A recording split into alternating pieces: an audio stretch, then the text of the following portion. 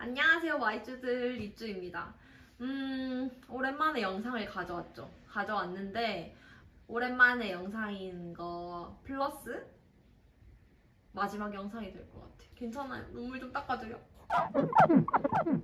마지막 영상이 된 이유는 이전 영상에서 준비하는 곳이 있다 했잖아요. 그래서 그곳에 취업을 한 건 아니고 그런 곳에 취업하려면 이제 다들 수순으로 가입하는 곳이 있어요. 뭐 공준모, 공취사 이런 카페들 많이 가입하는데 거기서 사실 한 기관만 채용이 1년에 한 번, 두 번 날까 말까 한 그런 한 기관의 공기업만 내는 게 아니고 비슷한 느낌을 가진 곳 이 채용 공고가 뜨면은 지원을 여러 개씩 많이 하거든요. 그래서 그 중에 하나를 합격하게 돼서 제가 이제 겸직은 더 이상 할 수가 없을 것 같아서 이렇게 마지막 영상을 가져오게 됐습니다. 너무 잘 됐죠? 이 소식을 제가 인스타그램에 먼저 올렸었는데 많은 분들이 생각지 못하게 정말 많은 DM을 주셨어요. 조용히 보던 구독자다. 너무 축하드린다. 어디 취업했냐? 사회복지 살렸냐? 이런 얘기를 정말 많이 해주셨는데 결론을 말씀드리자면은 어디에 취업했다고는 말씀드리기가 좀 그래요. 방금 말했듯이 저의 최종 꿈이 아니기 때문에 이 기간에 또 피해가 갈 수 있는 부분이기도 하고 뭔가 이제 다 조심스러워요. 믿기지 않겠지만 제가 30이 됐거든요. 30이 되니까 뭔가 다 조심스러워지는 것 같아. 그래서 사회복지는 못 살렸어요. 제가 합격한 곳 이전에 또 최종 면접까지 갔던 곳이 있는데 그곳은 사회복지 공기업이었거든요. 근데 거기는 면접이 떨어졌어. 왜냐면은 공기업을 보다 보니까 사회복지 공기업은 장애인 쪽이 정말 많더라고요. 그래서 옆에 계신 분은 장애인 쪽에서 근무를 하던 분이셨고 저는 이제 노인복지관에서 근무를 했잖아요. 그러니까 이미 너무 잘하는 거예요. 그래서 제가 계속 준비했던 부분이 있음에도 불구하고 중간중간에 나오는 질문들에 대해서는 너무 잘하시니까 거기에서 제가 밀리지 않았나. 너무 좋았던 부분은 이 면접을 못 봤을 때 왜 떨어졌는지에 대해서 알려주고 예비번호를 주시더라고요. 근데 그때 뭐 경력이나 이런 거, 그리고 사회복지 관련된 거는 너무 좋았으나 직무에 관련된 걸 살려내는 이해도가 좀 부족했다라고 아마 평가를 받았던 것 같아요. 그래서 그런 걸 보면서 충분히 납득할 수 있는 이유였다라는 부분. 아무튼 그래서 지금 취업해서 가는 곳은 사회복지 살리지 못했고 일반 행정직으로 또 어학 성적 보고 뭐 학교 성적도 보고 뭐 다른 자격증들 보고 하는 곳에 취업을 하게 됐어요. 그래서 최종에 떨어졌던 부분이 있으니까 이를 갈고 완전 갈았지. 그래서 면접으로 이제 한 명을 뽑는데 8명을 면접 전형에 또 이렇게 합격시켜놨더라고. 그래서 우리 조에서 1등 해서 되는 게 아니에요. 그 앞조에 있는 분들까지 내가 다 이겨야 취업을 할 수 있는 거지. 그래서 너무 떨렸지만 제가 늘 강의하면 생각했던 마음. 어차피 떨어지면은 당신들은 그냥 옆집 아저씨 아줌마야 라고 생각하고 면접을 봤어요. 그래서 질문이 정말 많았거든요. 두 번째 면접 봤던 곳은 면접관이 4분이었어. 그리고 다 내다 면접이어서 또 옆에 쭈루룩 있었겠죠? 근데 한 분당 4-5개 질문을 하시니까 꽤 오래 봤죠? 20개 이상의 질문을 봤던 것 같아요. 그 직전에 최종까지 갔던 공기업은 면접을 보는데 들어가자마자 깜짝 놀랐던 게 7명이 앉아있는 거예요. 너무 놀랍지 않으세요? 그래서 들어가자마자 약간 쫄 받고 근데 다행히 5분이 면접을 보고 2분은 이제 타이핑하는 거였어요. 아마도 모든 질문에 대한 대답을 다 적어놓고 얘가 블라인드 위배하지 않았나 나중에 이런 걸 좀 검사하고 그리고 마지막 최종 결과에 얘의 면접은 뭐가 부족했고 뭐가 좋았다 그걸 아마 또 정리하기 위한 내용을 타이핑하시지 않았나? 라는 생각이 들어요. 아무튼 그래서 제가 면접을 준비하고 했던 부분에 있어서 조금 뭐 다른 준비하는 분들에 비해서 좀 귀여운 경험이긴 한데 이런 경험들은 전 사회복지 현장만 정말 준비했던 사람이잖아요. 근데 너무 달랐어요. 그래서 좀 많이 놀라서 이런 부분들은 알고 계시면 좋을 것 같다고 생각해서 마지막 영상을 찍게 됐고 꿀팁은 아닐 수도 있고 그냥 제가 느꼈던 부분을 좀 얘기 드릴게요. 그리고 지금 옷이 좀 신기하죠? 저는 이제 그 영상을 찍고 뭐 다양한 곳에 이제 일하면서 알바하면서 준비를 한다고 했는데 저는 진짜 좋은 곳에서 좋은 국장님과 선생님들과 9시부터 1시까지 오전에 약국 근무를 하고 그리고 월화, 목금 또 다른 편의점에 저녁에 나가면서 공부를 하겠다라는 조건으로 시급 페이 30은 적게 주잖아요. 그래도 뭐 공부를 하겠다는 조건으로 하면서 공부를 하고 준비를 했던 것 같아요. 약국 알바를 다녀왔기 때문에 약국 옷이에요. 약국 옷 예쁘죠? 그래 이렇게 명찰. 그렇습니다. 궁금해하실 것 같아서 저 투머치 톡한 거 아시죠? 근데 마지막에 의사이니까 말 많이 해도 뭐 이해해 주셔야지 어쩌겠어. 일단은 면접에 대해서 얘기 드릴 거. 일단은 너무 놀라웠던 게 사회복지 현장에서도 블라인드를 적용하겠다 뭐다 하면서 막 뭐 이력서 사진도 없애고 다 하지만 그건 정말 귀여운 수준이었어요. 1분 자기소개는 거의 필수인 것 같아요. 제가 갔던 데 다 1분 자기소개를 하라 했거든요.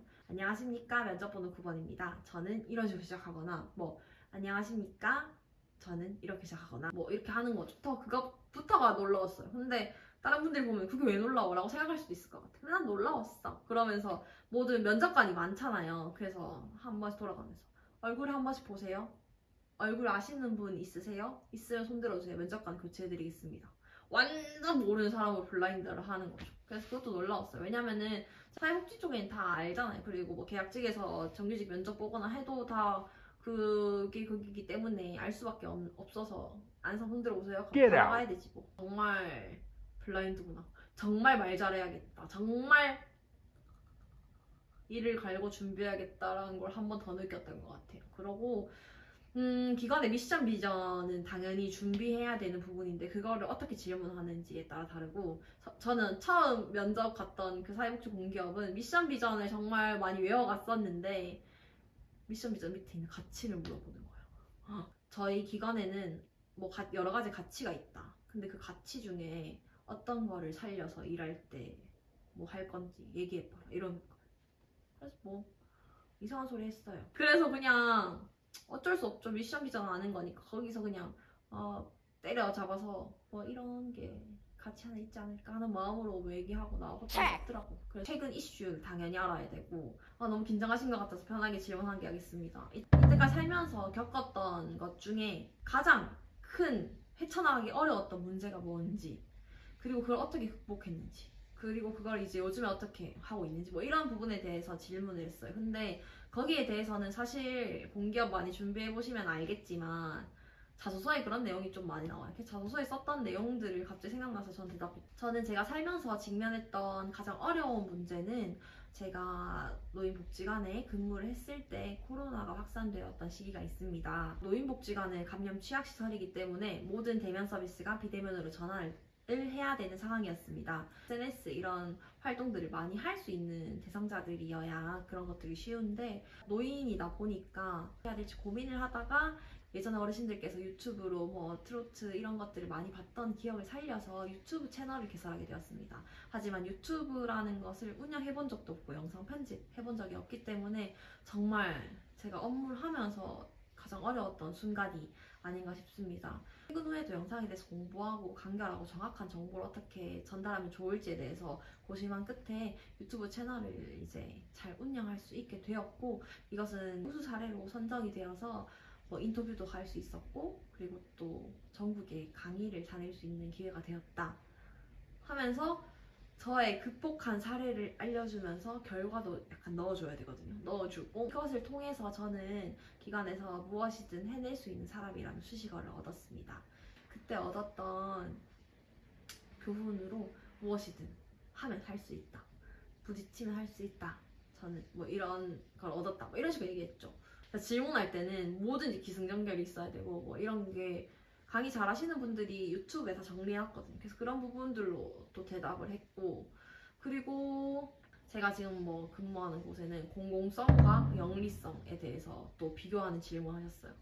어떻게 생각하는지, 뭐가 더 우선이라고 생각하는지, 우리 기관의 성격에는 뭐가 더 필요하다고 생각하는지. 근데 저는 면접을 보러 가기 전에 그 기관의 모든 뉴스, 최근 뉴스 이런 거 다 보고 가거든요. 근데 이 질문하신 부분에 대해서 공공성과 영리성 그 기관에 대해서 보건복지부에서 내렸던 평가가 있었던 게 기억이 났어요. 그래서 그 얘기를 또 하니까 좀 친해하는 표정으로 막 체크하시더라고요. 제가 지금 합격한 곳과 그 전에 최종까지 갔던 곳에서 딱 했던 질문이 직장 생활하면 직장 내에 이제 갈등이 생기기 마련이다. 그런데 어떻게 해결했는지, 어떻게 헤쳐나갈 수 있었는지에 대해서 한 명씩 얘기해보세요. 이런 거의 질문들이 그 공기업마다 자소서 내용이 다르고 그리고 분기별로 거의 비슷하긴 한 조금씩 다르잖아요. 그런 거 쓰다 보면은 그런 내용 비슷하게 질문을 하는 것 같아. 그리고 옷 같은 것도 생각보다 많이 못 갖춰 입고 오시는 분들이 많았는데 사회복지 현장에 있을 때는 그래도 나름 좀 프리하게 슬랙스에 뭐 이렇게 좀 갖춰서 입고 왔던 부분이 있는데 그리고 전부 다 모나미.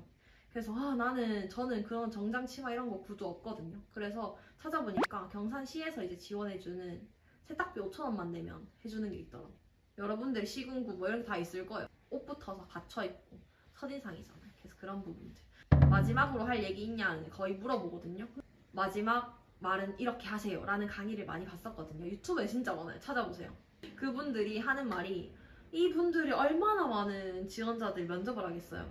지루한 거야. 내 얘기 이제 그만 듣고 싶은 거야. 근데 마지막까지 저는 근데 진짜 사회복지에서 이렇게 했고 이렇게 해서 뽑아주세요 라고 얘기를 하면은 좀 지루해할 수도 있대요. 그래서 마지막으로 하고 싶은 말을 했을 때는 면접관의 얘기를 하거나 아니면 기관 얘기를 하거나 조금 더 프리하게 얘기할 수. 예를 들면 어떻게 얘기하냐면은 긴장을 많이 하고 왔는데 면접관님들께서 미소 지어주시고 뭐 해서 긴장이 풀렸다. 그래서 나도 그럼 미소를 지어주고 싶다. 뭐 이런 식으로 하라고 했는데 그거는 잘 못하겠더라고 나는. 제가 지금 최종 합격한 곳에는 어떻게 제가 말씀을 드렸냐면 면접을 위해서 제가 처음으로 이 곳에 방문을 하게 됐는데 인포메이션으로 딱 이제 알려주시는 직원분이 계셨는데 저의 복장과 긴장한 모습을 보고 면접을 보러 왔구나 라고 바로 알아채시고 웃으면서 안내를 해주시고 용기를 되게 북돋아 주셨다. 그래서 저는 그분 덕분에 이 기관의 첫 이미지가 너무 좋아지고 긴장도 풀릴 수 있었다. 입사하게 된다면은 땡땡 기관의 첫 얼굴이 되어서 늘 밝은 미소와 그리고 긍정적인 에너지를 전달하면서 좋은 이미지를 전해줄 수 있는 직원이 되고 싶습니다. 이렇게 좋은 기회 주셔서 감사하고 아무튼 이런 식으로 마무리를 했어요. 그러니까 좋아 죽더라고. 아무튼 이제 좀 속상하긴 해요. 그래서 저의 모든 소식들과 이런 것들은 인스타그램이나 네이버 블로그나 그런 데서 이제 앞으로 만나셔야 될 것 같아요. 그동안 너무너무 감사했고 이전 영상들은 지우지 않을게요. 무슨 일이 일어나지 않는 한. 그래서 영상들 필요하신 부분들은 보면 좋겠고 근데 다들 최신 영상은 아니라서 저 매일매일 하고 싶은 거 하고 사는 입주에 하고 싶은 대로 찍은 마지막 영상이었어요. 안녕. 우리 꽃길만 걷자. 나의 좋은 기운을